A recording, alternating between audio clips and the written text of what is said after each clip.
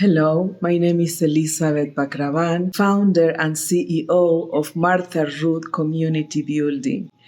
We are about to implement a program called Workforce Development Starting at Home. The program aims to help families, especially the parents, to connect with their children in a way that they can nurture them and prepare them for their adult life. We know that in Texas in 2036, 70% of those jobs will require higher education. In Amarillo, there are some high schools that only have 15% college readiness. So we really need to act today in order to prepare our kids for the future so they can be able to find jobs, be successful in life, whatever is the path that they choose.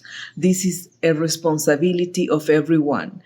We as individuals, we as community, we as institutions and businesses. So I'm asking you for your support in whatever way you can. If you are interested in helping us, please go to our website, contact us, and we will share with you what are the needs to cover. I hope that we can count on you for a better community in Amarillo.